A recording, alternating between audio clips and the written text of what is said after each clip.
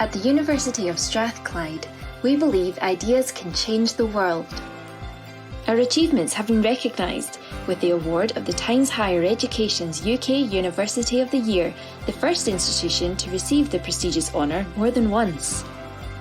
This accolade follows our success as the Sunday Times Good University Guide Scottish University of the Year and the award of the Queen's Anniversary Prize for Excellence in Energy Innovation.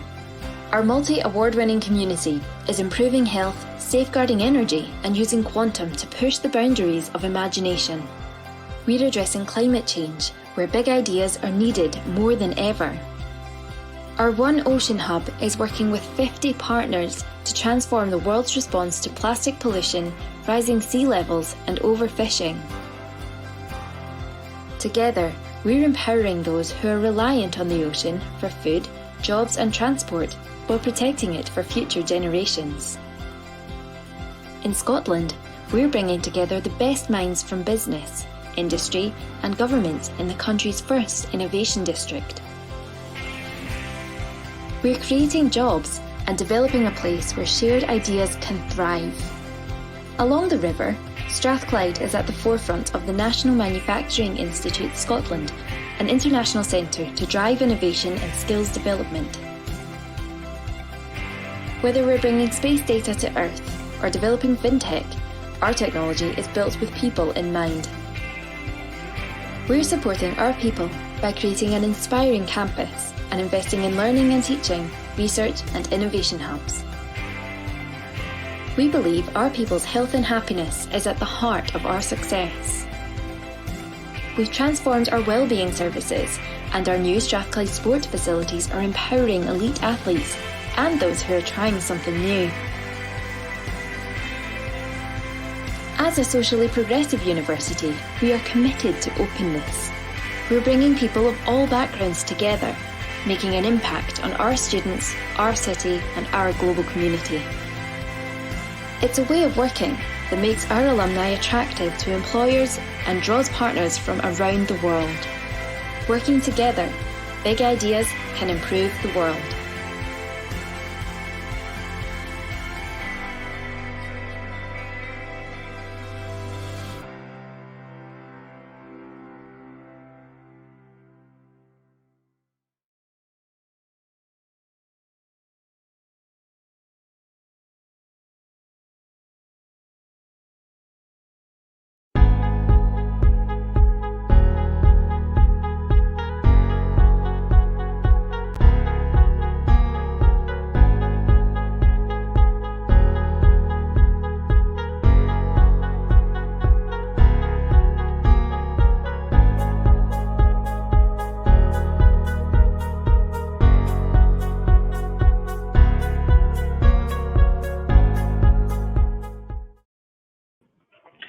Hi guys, good evening everybody. Welcome back to our another series of Global Reach. All right, so Global Reach is a series where we are going to speak live and we're going to introduce to you a new foreign university that you can probably explore. And today we have a very interesting university that we would like to introduce to all of you here. Okay, so it's University of Strathclyde from Scotland. Okay, so University of Strathclyde is a public research university, okay, located in Glasgow, Scotland, and is founded in the year 1796. It's a it's a university with with a lot of age, and yeah, it's about 200 plus years old. Okay, and it's our honor to have the International Recruitment Officer, a Senior International Recruitment Officer of Mr. Gordon, that he will be speaking with us and sharing with us his insights and what is it like studying in Strathclyde. All right, so before we kickstart, I know it's a public holiday. How's everyone doing? Yeah, so it's a lovely Thursday evening and it's a public holiday. I'm pretty sure all of you have had a good rest. And if you are celebrating our Muharram, I wish you had a really great day today. Okay, so as we all know, we are, in our 2020 has been a really challenging and really interesting year for all of us. And what we are going to look at while exploring further study options are because it's pandemic and a lot of the countries are being hit badly, including ourselves. Malaysia, we have been undergoing MCO for 2 months. Yeah, we stay at home. We couldn't do much, but of course, education is still an essential part of our life. As we finish school, in high school or in pre-university, we need to look at what's next for us, right? And today, just like a lot of our series, we are going to introduce a international university.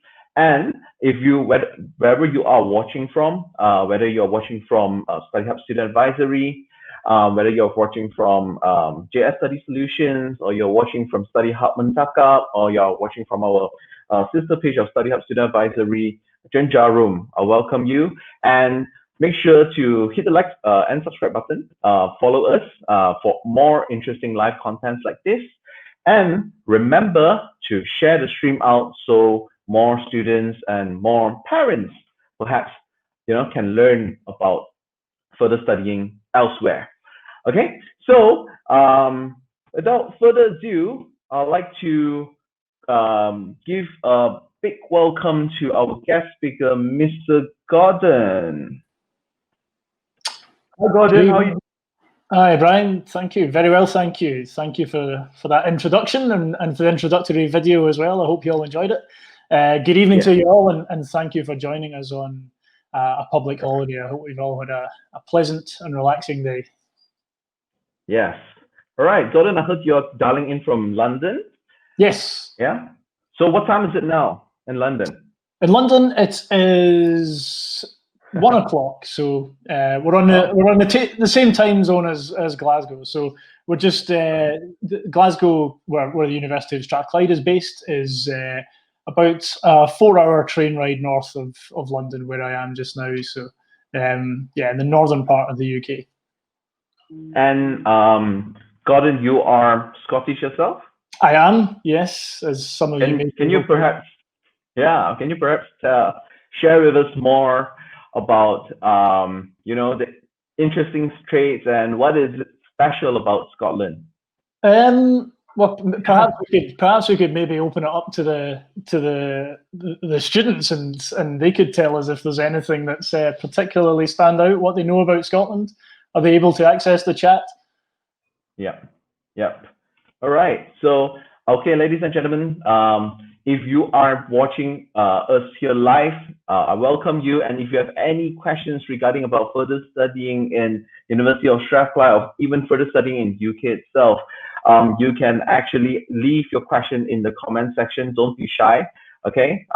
We will actually try to address each and every question. And of course, we have Mr. Gordon here to assist us in, tackling all of the questions, because I can't do it myself. And we have the expert here, Gordon. Gordon, you are also the recruitment officer for the Southeast Asia region, right? Yes. Yep. Yeah. So are there a lot of Malaysians studying in Strathclyde now? There are, yeah. So it's so overall.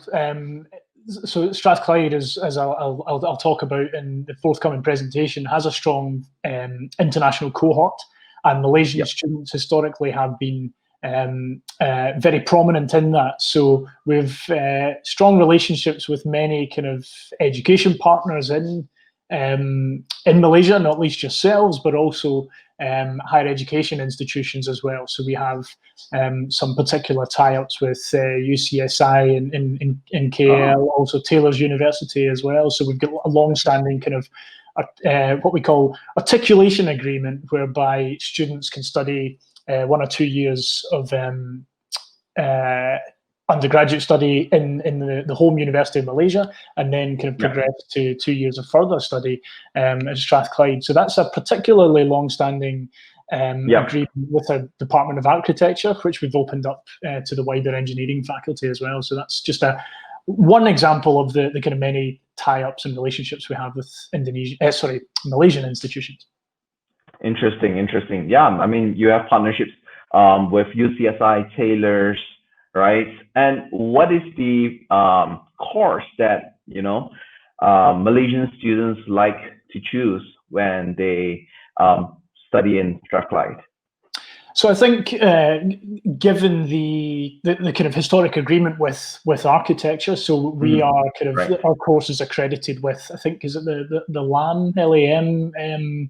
accreditation body in Malaysia. So architecture, we've traditionally been successful, but that extends to the kind of engineering faculty wide, but also our business school, where we have kind of many strong subjects and departments which prove popular in Malaysia, as well as across our kind of faculty of science, where we have many strong departments, and also humanities and social sciences. So I'll talk about these kind of individual departments and faculties in more detail during the presentation. But yeah, a breadth of subjects, and I mean, I think students now are kind of looking beyond the kind of the traditional what Yeah, might be deemed some of the more traditional subjects. And so as a university, we're always kind of trying to kind of stay ahead of the curve, have conversations with our industry partners across various sectors, and continue to develop new degree programs that are very relevant and obviously safeguard the employability of our graduates. for sure. Right. So, Gordon, perhaps I can leave time to you so you can go dive deep into sharing more about University of Strathclyde. Yep, Yeah. that would be great. Right. Thank you. So I'll just share my screen here. Yep. That's a presentation. So, ladies and gentlemen, if you are just tuning in and watching us live, I'm speaking to Gordon Dunlop. He is the Senior International Recruitment Officer for the Southeast Asia region from University of Strathclyde. And if you are interested in studying in UK or even University of Strathclyde, you should totally continue watching. Stay tuned with us until the end. And if you have any questions, feel free to just ask us away in the comment section. Take it away, Gordon. Thank you, Brian. All right. So, as you'll all have seen in the video, Strathclyde has enjoyed a very successful year, 2019-20. So, we have been awarded the very prestigious Times Higher Education UK University of the Year award, and we're the only university to have received that award for a second time. So, it's a fantastic accolade for the university. And it really kind of is testament to a number of things. So obviously the academic kind of profile of the university, as well as the more sort of holistic student experience, which is something that we've invested heavily in over the past 5 years, and will continue to do so as part of our kind of 5-year plan, and that takes us through to 2025. So we're continually investing in the kind of infrastructure of the campus and that overall student experience. That's also sorry. Can I just quickly jump in a bit because Gordon, you are in presenter view. Okay. Yeah. So can you possibly go full screen because it will students can actually get to see clearer. Yeah. Is that working now? Just like this. And you go. Is there a full screen option? Yeah, I thought I was in full screen. Just bear with me. It wasn't full screen just now.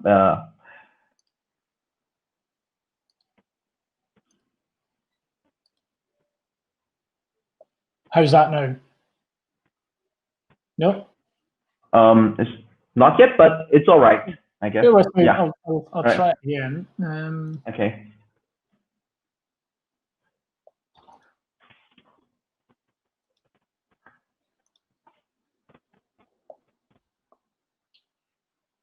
Is that any different now? It's still the same, but don't worry. It's coming up as the full screen. So you are in the presenter mode where you can when people can see your next slide, and so your overall slide composition is slightly smaller. But don't worry. I think it's still doable. Yeah. Strange. Let's bear with me now. And you try choosing to the presentation mode. Yeah.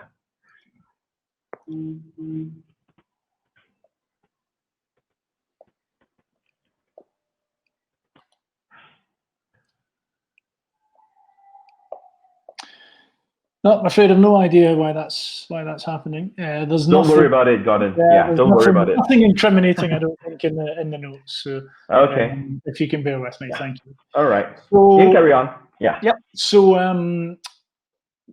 so that kind of success and recognition is also translated to the Sunday Times Good University Guide, Scottish University of the Year, and also, as mentioned in the video, the Queen's Anniversary Prize.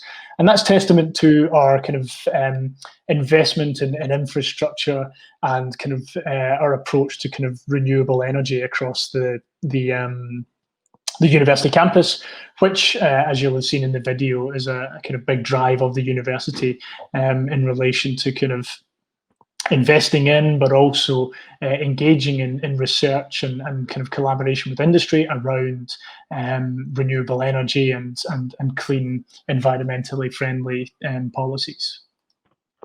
So Brian kind of mentioned that we were founded in 1796, so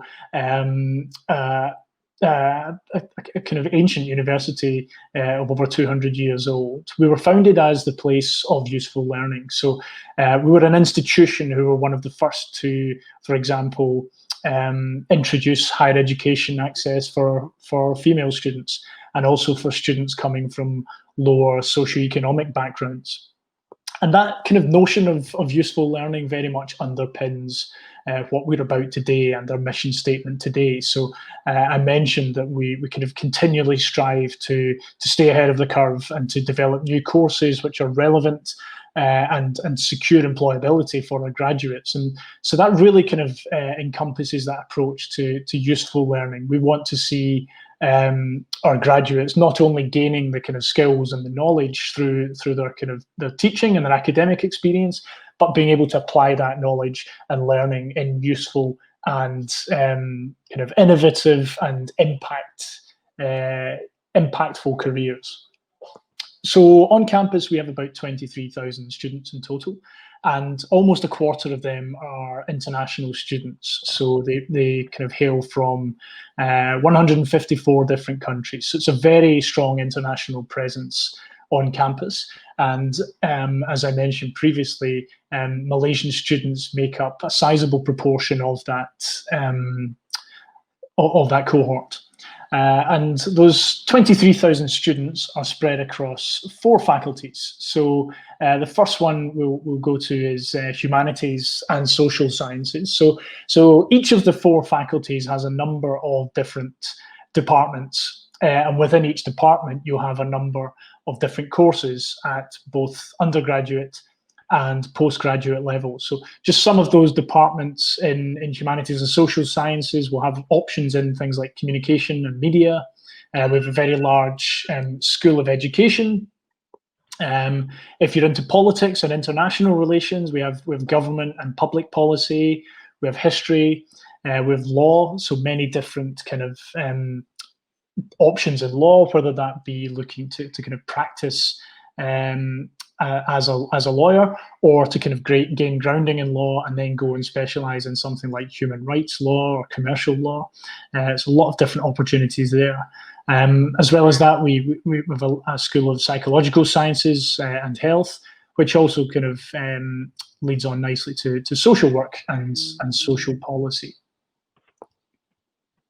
Then we have our Faculty of Engineering. So there are 9 different departments in engineering, all very strong departments. I think 8 of the 9 are in the top 10 in the UK, including some very highly ranked departments. So architecture, for example, is number 3 in the UK, and has that very strong kind of relationship and historic relationship with Malaysia and many Malaysian institutions.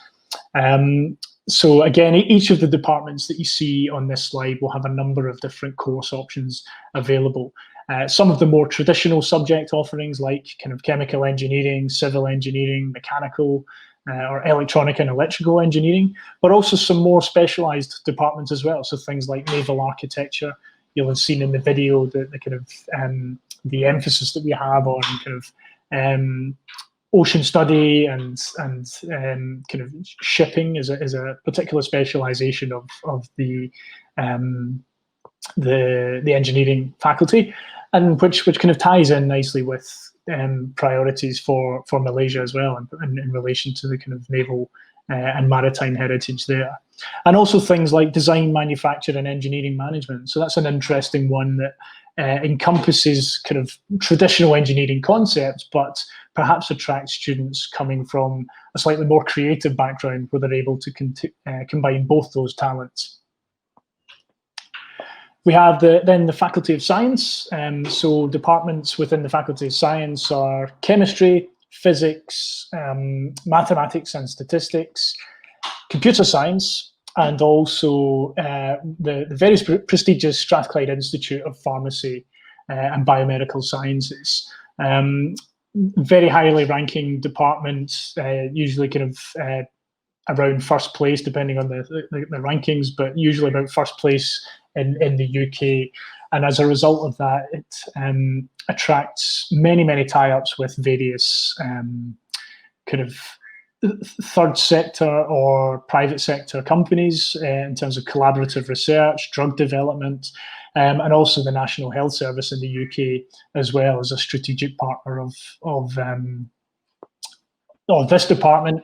And that translates to the kind of level to which students will engage with industry across the teaching of the programme, and also employment opportunities thereafter. And that's something that really kind of goes hand in hand with all of our programmes. All of our programmes will have a degree of industry engagement and industry-facing modules throughout the teaching component of the courses.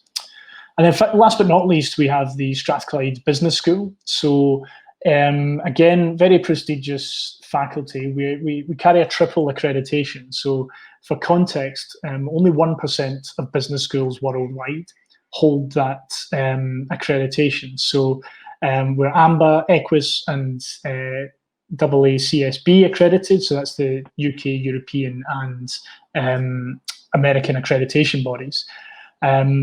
A top 10 UK business school with some kind of very strong departments. Accounting and finance is usually vying for number 1 or 2 in the UK.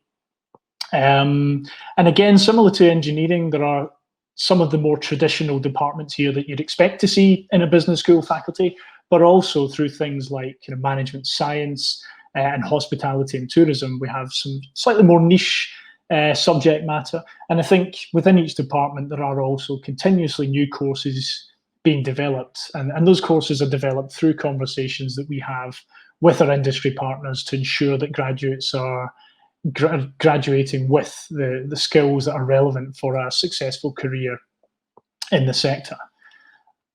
So that leads us nicely on to kind of the wider conversation around industry. So you might have picked up in the video, the introductory video there was mention of the Glasgow City Innovation District. So this is a part of the city centre which is devoted to innovation, both in terms of the university and our research, but also it's a shared space, a collaborative space for private sector companies and also local government to kind of engage with the university in that research. And so we have, for example, a new technology and innovation centre. So that's a multi-million-pound brand new investment with state-of-the-art facilities where companies can come in and engage in collaborative research across all manner of different spheres and sectors, and kind of engage in cutting-edge research. And you'll see from the slide there that we've been able to secure millions of pounds in grant funding from various private sector companies. So you can see that we're the #1 university in Scotland in terms of private sector grant funding, and #3 in the UK. So that's very significant when you consider the kind of the mass appeal of the Oxfords and Cambridges of this world. So we do very well in terms of our industry engagement, and that reflects well both in the student experience and also in the students' employability after graduation. So in relation to entry requirements for Malaysian students, so I've got a couple of slides here just outlining the various entry points and pathways for students of the variety of of curricula that you have in Malaysia. So, but the bachelor's level, so students looking at postgraduate study, and I believe most of you are looking at undergraduate, so I won't go into too much detail on postgraduates in the presentation.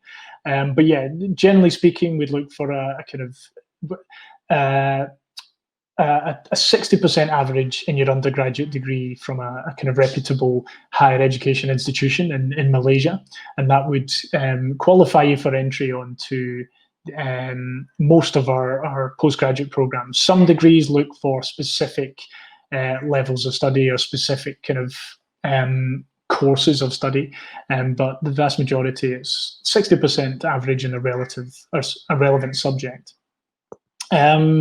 At undergraduate level, so A level and IB, relatively straightforward.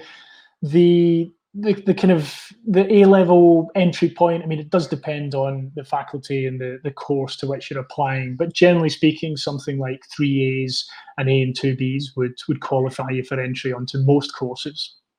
But there is some variation in that, so I'd encourage you to get on our website, look at the course pages where the entry level or the entry requirements are detailed more specifically for each course. The same goes for IB, so typically somewhere between 32, 34, 36 would qualify you for direct entry.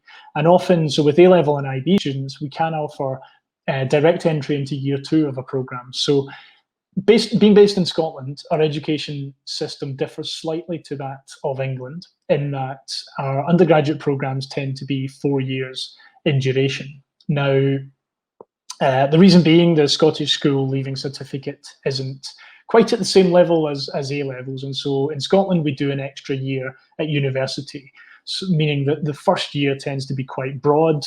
You study a range of different subjects. There's flexibility there for you to experience subjects before you have to kind of narrow your subject choice and specialise. So that certainly suits some students. Having that flexibility, having that opportunity to experience subjects before you then need to specialise. However, we do also recognise that some students want to kind of get the degree in the shortest time possible, and obviously there are kind of budget constraints as well. So for that reason, many of our courses do offer direct entry to year 2 of the programme for particularly high performing students across various curricula. And so with our business school as well, we actually offer a 3-year degree program, the Bachelor of Business Administration, which you can graduate with a specialization. So for example, a BBA with specialization in marketing or specialization in finance, for example. And so that caters for A-level and IB. UEC, we accept grades, so they're comparable to Scottish Highers, which is the leaving certificate in Scotland. So generally something like kind of 75%, 75% in the UEC or kind of comparable GPA, depending on the grading system. For SPM, so this is the one qualification that we would need to see a pathway. So you have to go through a foundation program, which we deliver on campus through our partners study group. And upon successful completion of that foundation program, you would graduate into year 2 of the degree program. So you're effectively studying for the same length of time as you would be if you were to get direct entry onto the first year of the degree program. And as you'll see with SPTM, OSMAT, and SAMC, we can offer direct entry, and particularly with SPTM, there's the opportunity for year 2 entry as well. They're comparable to, as far as our entry requirements are concerned, they're comparable to the global A-level qualification. So I touched on, yes. Gordon. Yep. Hey, just quickly jump in. Just want to clarify something on your slide. Is STPM? Is the T that comes first? So probably in the future, okay. You can make the amendments, but don't worry about it, Gordon. And useful point. Yeah, because I'm also a STPM student myself. So it's a pretty tough course to study, and for students who go through STPM.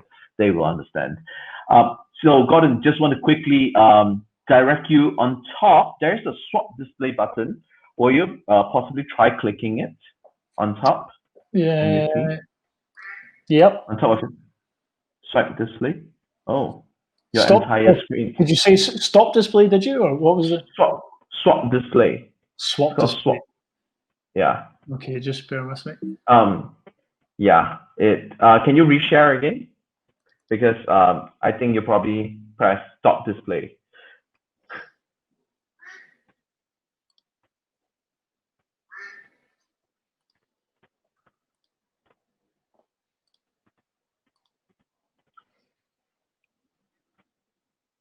All right. Okay. Can you enter your presentation? Go full screen.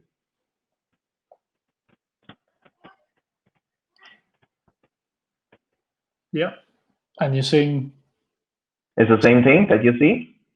Yeah, I'm not seeing swap display though. I don't seem to have on that. top. Do you have that?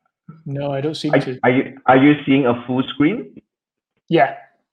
I see. Okay. So probably what you are seeing is different with what we are seeing. Yeah. Just slightly. We are seeing your next slide as well, but don't worry. Okay. It doesn't look like I have the ability to change that, I'm afraid. So if you can persist with me, that'd be much appreciated. Yeah.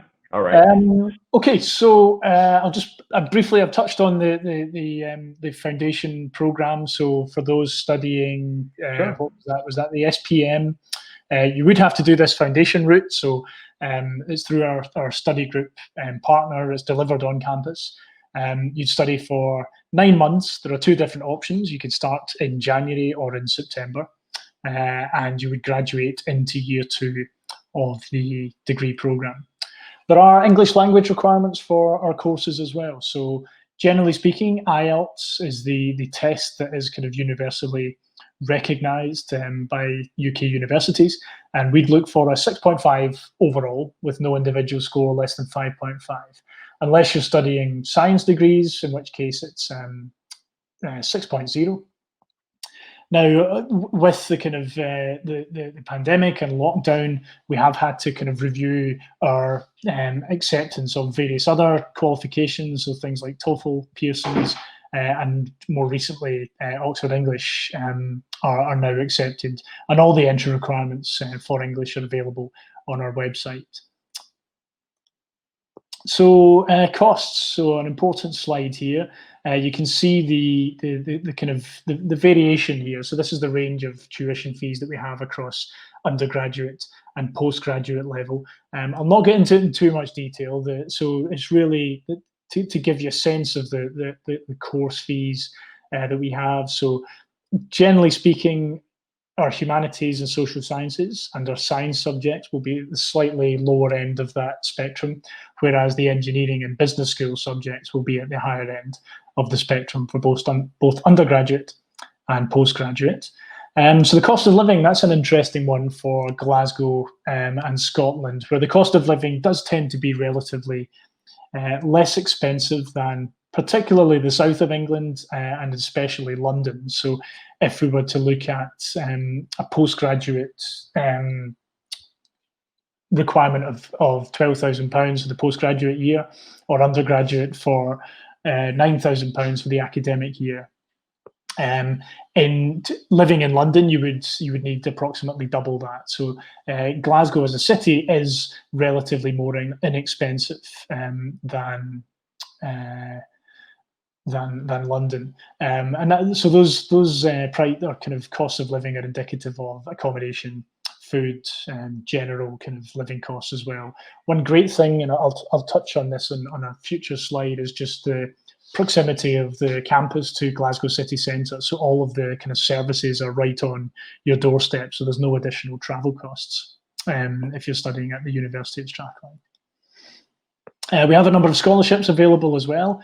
And again, without going into too much detail, they do differ dependent on the course that you apply for. So all of the kind of the tuition fees and the scholarship details are available for each course of study on the website. So we have course pages for each individual course, which outline all of the kind of much more detailed information that you need in relation to the modules that you'll study, the entry requirements, and also the fees and the scholarships that are available to you.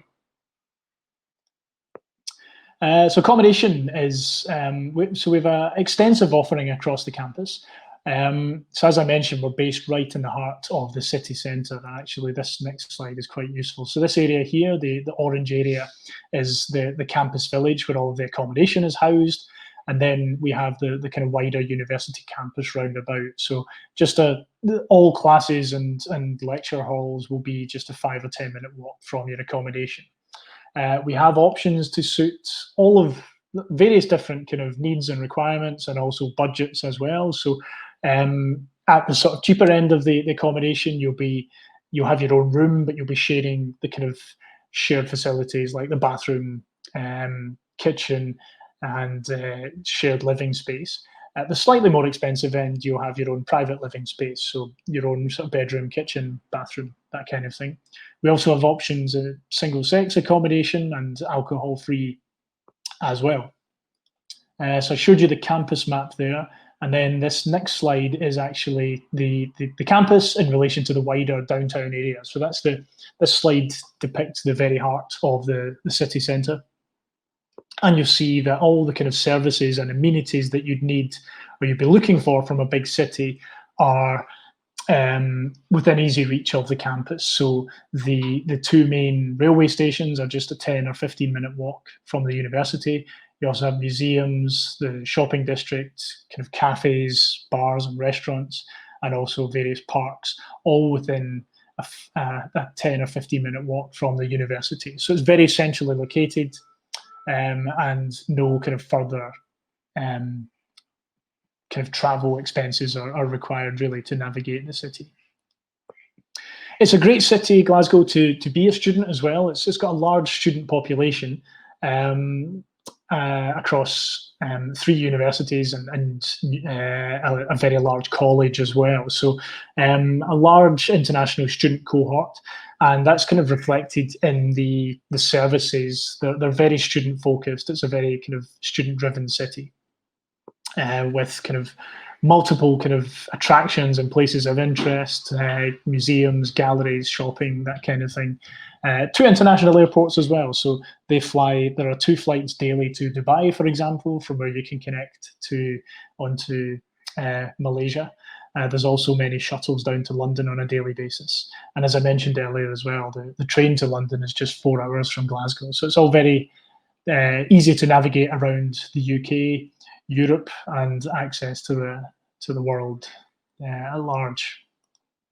So we're getting there. Just a couple more slides from me before I can open up to questions. So thank you for bearing with me. Just wanted to point out some of the additional support services that we have, which kind of reflect the kind of holistic student experience, because there's so much more to your experience in Glasgow and at the university over and above the learning and the academic experience. So we have things like a very extensive library. A Strathclyde Sport is a brand new sports facility, so a £31 million investment, which opened up in September 2018. A fantastic state-of-the-art facility, which works very closely with our students' union. So we have the Student Union and the Strathclyde Sport Union, which host a number of different clubs and societies, both in relation to sport, but also other hobbies and interests as well.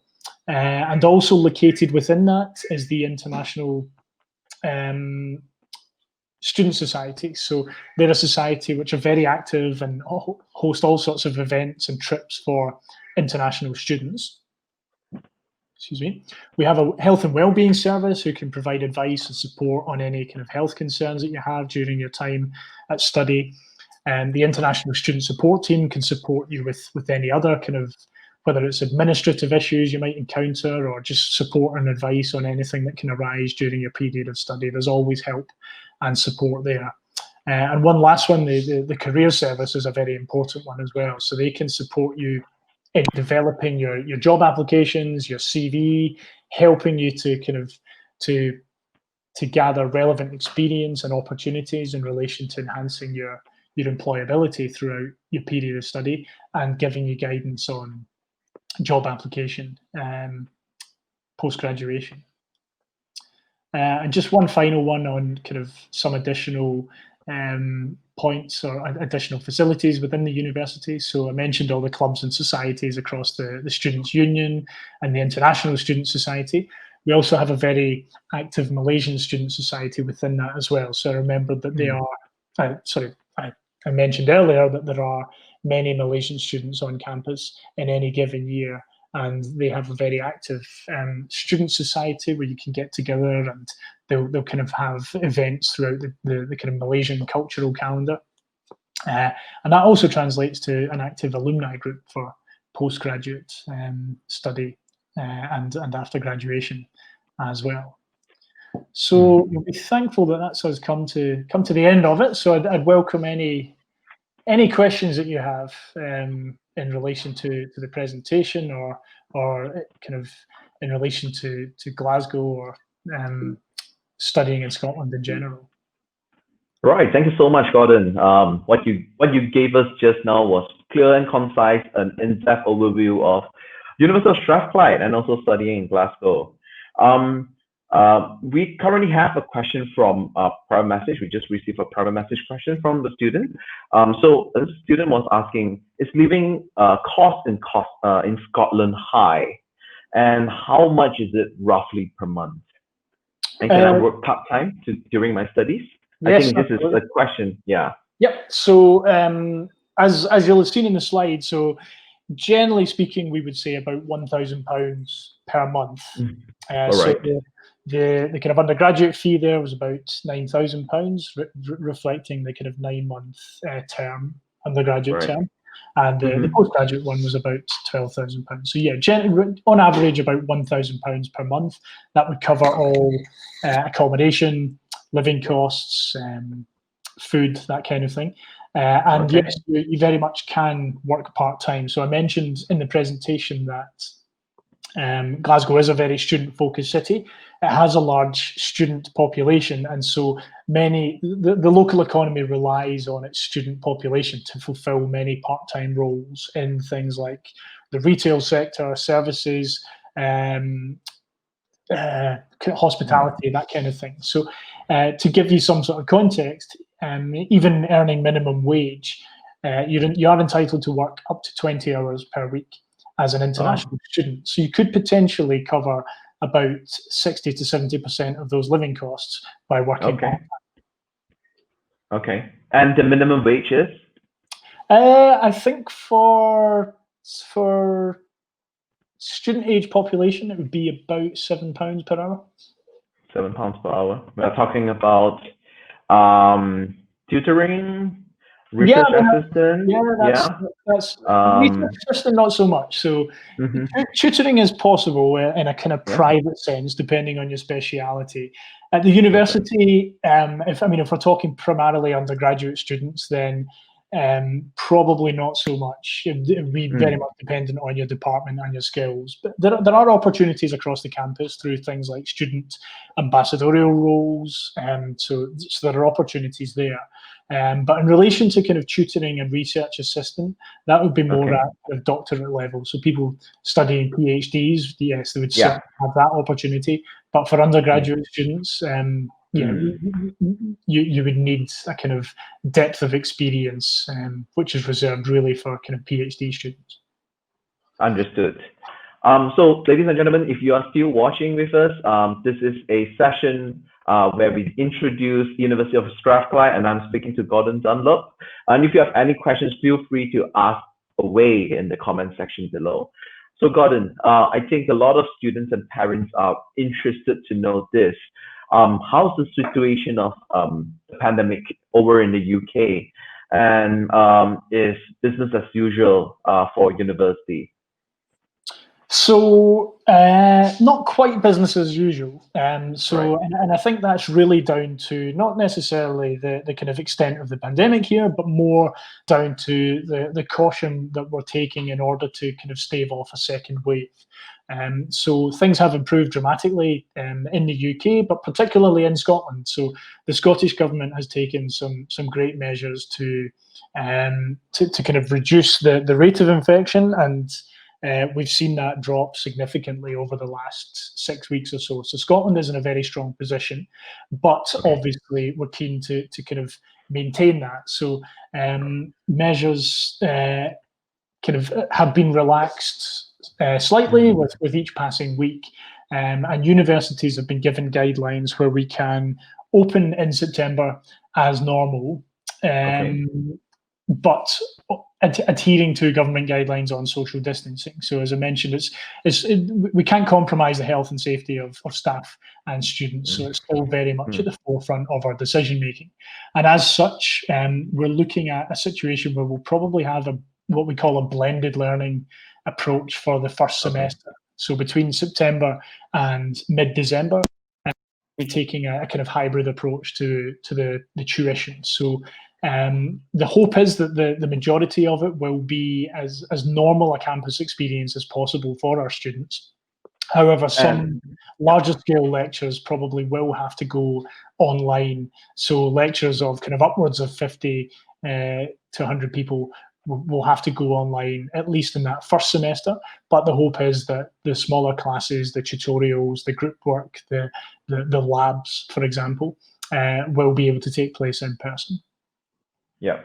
Gordon, you mentioned hybrid approach, meaning it's a mixture of both campus learning and online learning. Yep. Am I right? Yes. Okay. So I feel many universities, I think including Malaysia, we're using a wait and see approach and see how things goes as we develop, right? And it depends on how cases are. But as what you mentioned just now, I think a lot of measures have been taken place. And what can you share with us some examples of what are the measures like, apart from things that we know like social distancing for sure, not more than how many people for gathering, like 10 people or? Well, it's really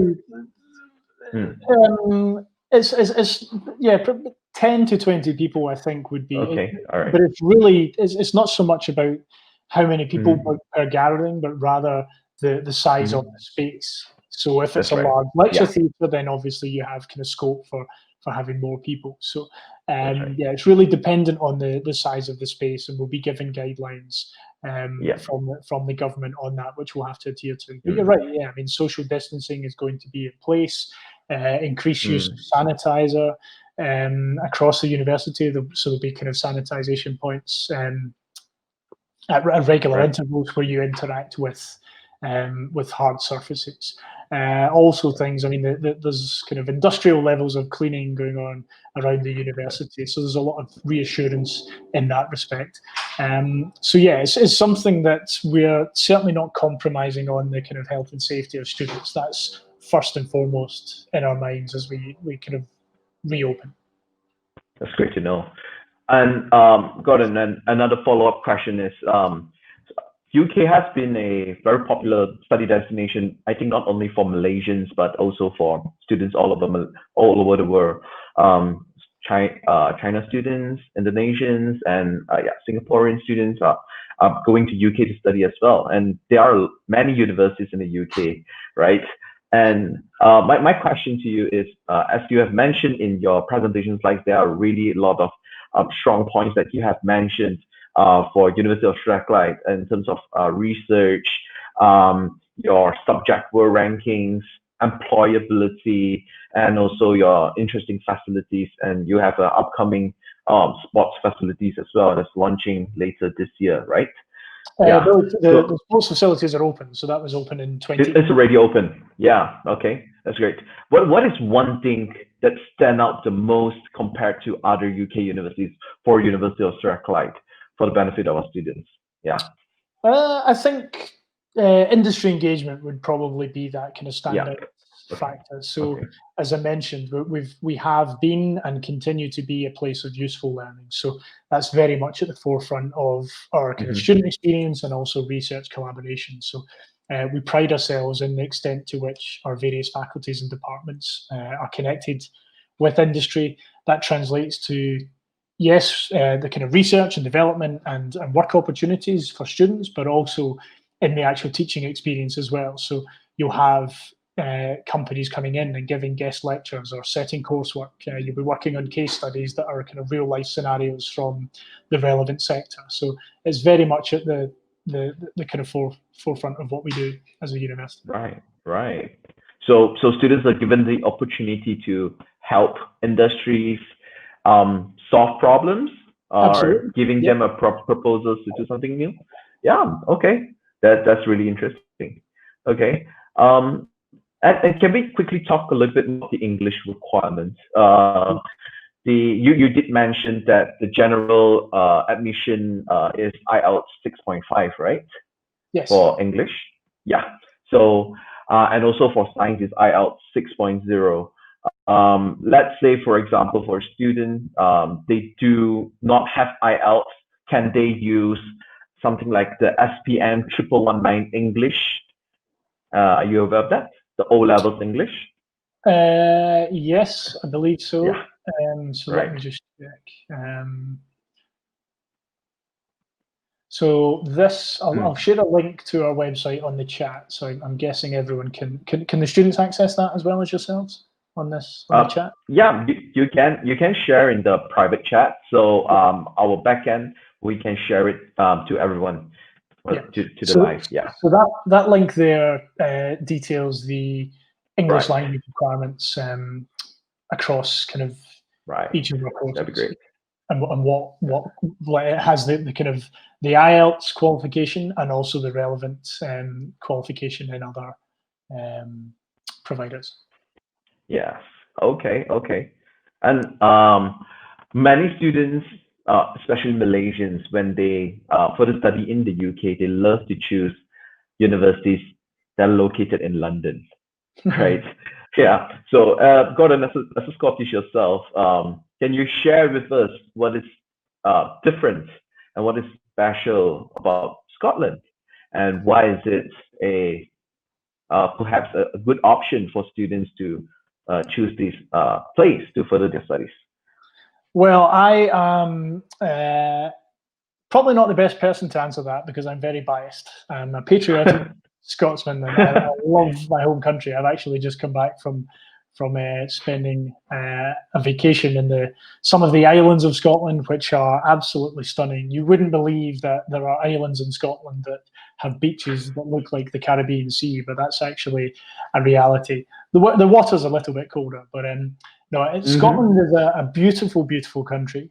And I think coming to study in a city like Glasgow, you have the best of both worlds because you've got a city that is very vibrant, it's happening, there's a lot of things going on, particularly for students. It's a city of about 800,000 people.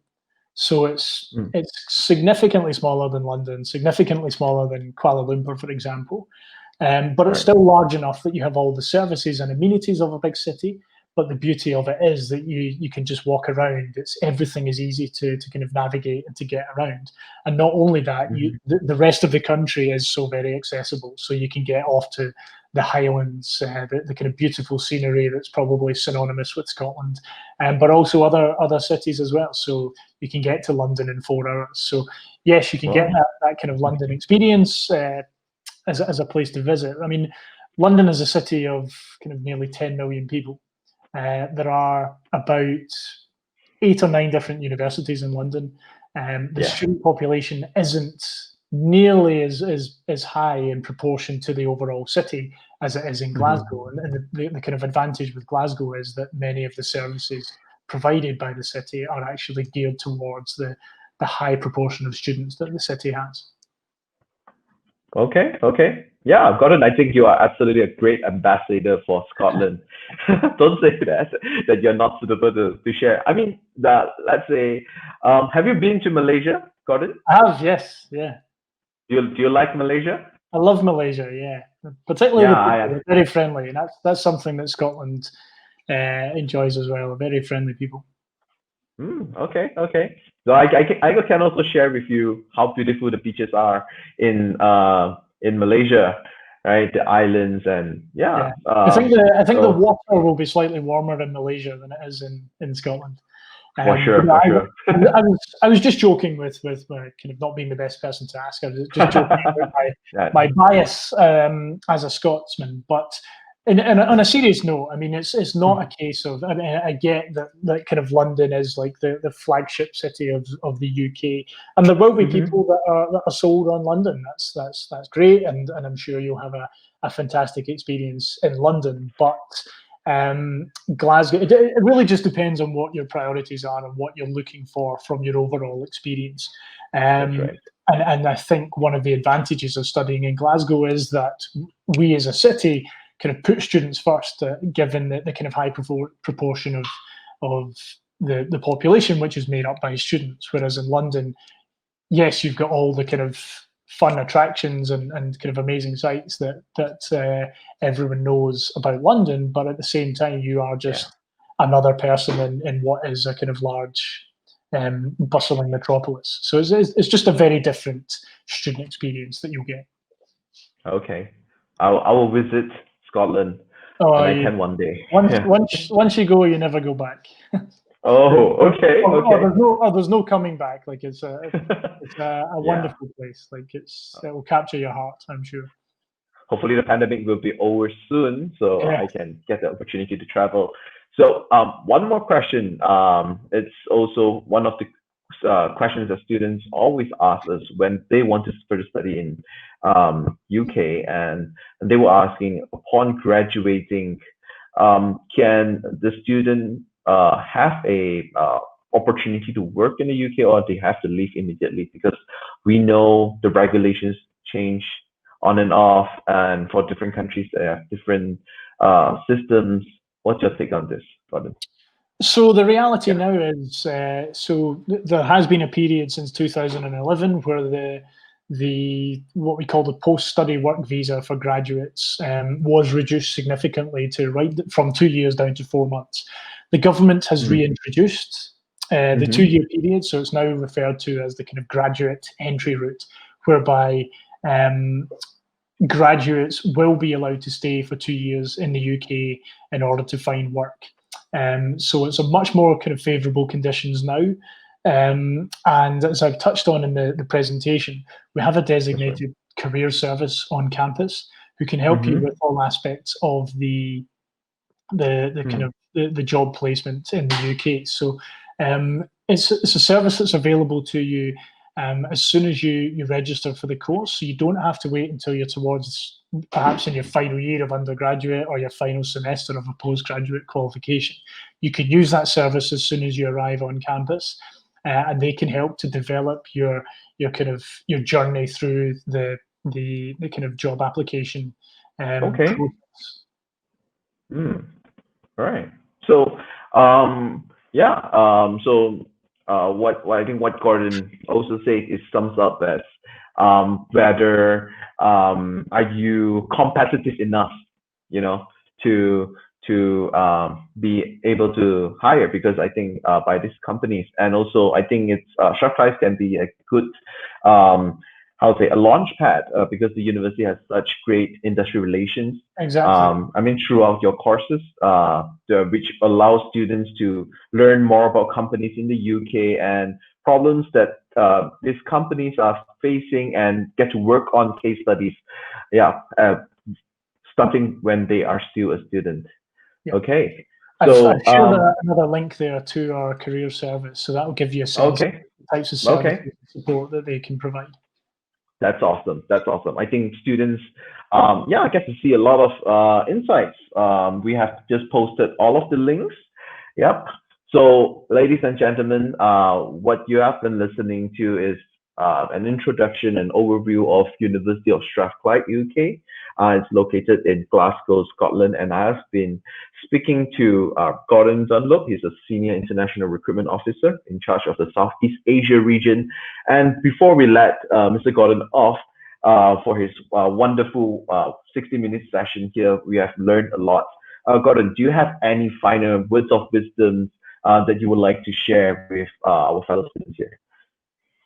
I think I mean I think it's great that you're all taking the time to kind of look at opportunities in international study. I mean, I myself am a graduate of Strathclyde and had an international study experience as part of that experience, and it's an invaluable experience, a very formative experience that certainly, from a personal point of view, has shaped my career and shaped my life and the course that has taken. So it's something that I'm a great advocate of, and wherever you decide to do it, take the time, listen to these kind of presentations, tap into the knowledge and support from the counsellors at Apply Board Study Hub, and yeah, just do your research, find the course, and find the university that's right for you, because it really is a kind of formative and life-changing experience.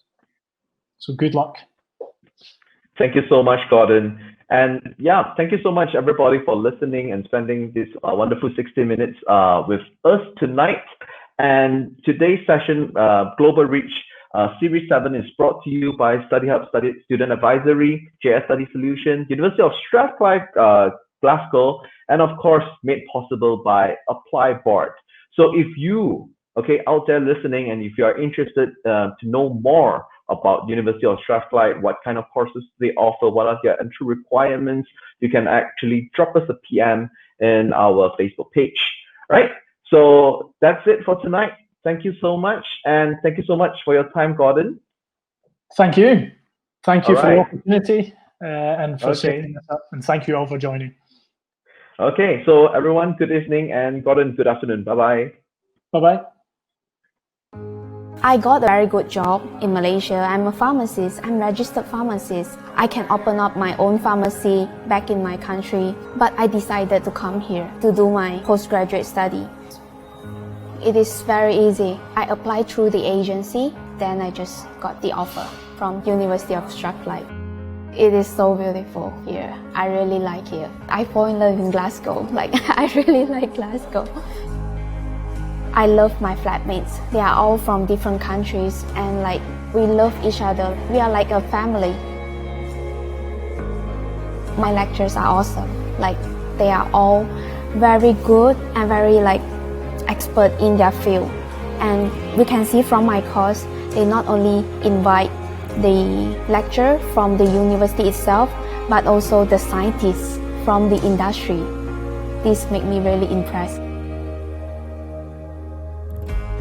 When you come back to student life again, you'll start to learn new things, learn the thing you never have the chance to learn when you're doing your undergraduate in your own country. You can see so many different people from different countries. This world is so big. You have to come to Glasgow or University of Strathclyde. You can experience so many different things. It can change your mind for the future.